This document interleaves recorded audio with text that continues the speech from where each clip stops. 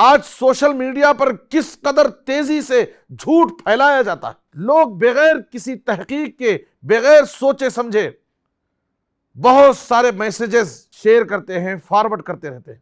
جو بات اللہ اور اس کے رسول نے نہیں کہی ہے، اگر ہم اللہ اور اس کے رسول کی طرف منسوب کر کے جھوٹے واقعات بیان کریں گے تو ایسے لوگوں کے لیے بڑی سخت وعید آئی ہے۔ جھوٹے واقعات بیان کرنے والوں کے لیے بڑی سخت وعید آئی ہے۔ اللہ تعالیٰ نے قرآن مجید میں فرمایا قل انما حرم ربی الفواحش ما ظہر منها وما بطن والاثم والبغی بغیر الحق وان تشرکوا باللہ ما لم ينزل به سلطانا وان تقولوا علی اللہ ما لا تعلمون۔ آپ کہہ دیجئے کہ میرے رب نے ہر قسم کی بے حیائی کو حرام قرار دیا، چاہے وہ ظاہری ہو یا باطنی ہو۔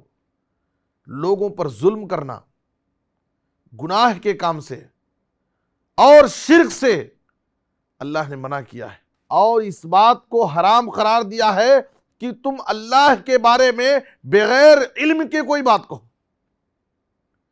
بغیر علم کے اللہ کے بارے میں اللہ کی طرف منسوب کر کے کوئی بات بولنا یہ بہت سنگین جرم ہے۔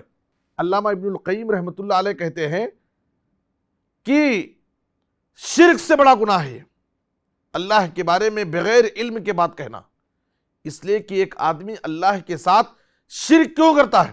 اس لیے کہ اس کو اللہ کے بارے میں علم نہیں ہوتا، اسے اللہ کا تعارف نہیں ہوتا۔ اور فرماتے ہیں کہ اس آیت میں اللہ تعالیٰ نے چند محرمات کا تذکرہ کیا ہے اور جو سب سے بڑا گناہ ہے اس کو سب سے آخر پر رکھا ہے۔ تو اللہ کے بارے میں بغیر علم کی کوئی بات کہنا، اللہ کی طرف جھوٹی نسبت کر کے کوئی واقعہ بیان کرنا، یہ ایک بڑا سنگین جرم ہے، گناہ ہے۔ جناب محمد الرسول اللہ صلی اللہ علیہ وسلم نے فرمایا من حدث عنی بحدیث یرا انہ کذب فہو احد الکاذبین۔ جو شخص میری طرف نسبت کر کے کوئی حدیث بیان کرتا ہے اور وہ جانتا ہے کہ یہ جھوٹ ہے پھر بھی وہ بیان کرتا ہے تو جھوٹوں میں سے ایک جھوٹا ہے۔ اور آپ صلی اللہ علیہ وسلم نے کہا من کذب علی متعمدا فلیتبوأ مقعدہ من النار۔ جو شخص میرے اوپر جان بوجھ کر جھوٹ بولتا ہے، نبی صلی اللہ علیہ وسلم نے وہ بات نہیں کہی ہے، آپ کی طرف منسوب کر کے ہم کوئی واقعہ بیان کریں، جھوٹا واقعہ، نبی صلی اللہ علیہ وسلم نے فرمایا فَلْيَتَبَوَّأْ مَقْعَدَهُ مِنَ النَّارِ۔ ایسے شخص کو چاہیے کہ وہ اپنا ٹھکانہ جہنم بنا لے۔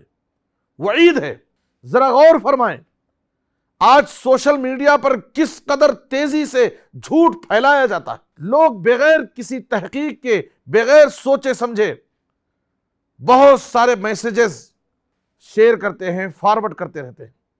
ہمیں بچنا چاہیے۔ اس لیے محترم ناظرین، کتاب و سنت کے واقعات، مستند واقعات، ایمان افروز واقعات ہمارے لیے کافی ہیں۔ ہم کتاب و سنت کے واقعات کو پڑھیں، سنیں، سمجھیں، ان سے نصیحت حاصل کریں، اس میں تدبر کریں، یہ ہمارے لیے کافی ہیں۔ جھوٹے واقعات سے ہم بچیں اور لوگوں کو بھی جھوٹے واقعات سنانے سے بچیں۔ اللہ ہم سب کو نیک توفیق دے۔